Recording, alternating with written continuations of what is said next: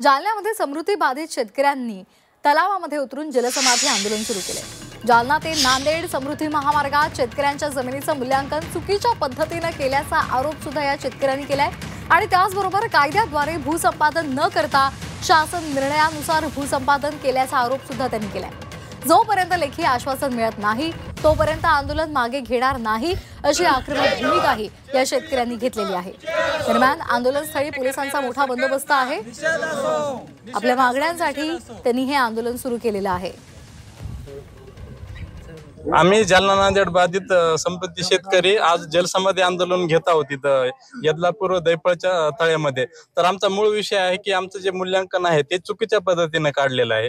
तर ते मूल्यांकनाला आमचा विरोध आहे। त्याला आम्ही वेळोवेळी हरकती घेतली, आक्षेप घेतले, पण आमचे आक्षेप कुठलेही निकाली न काढता त्यांनी प्रक्रिया चालू केलेली आहे। तर त्या सर्व गोष्टीला आमचा विरोध आहे, म्हणून आम्ही आज हे आंदोलन करत आहोत।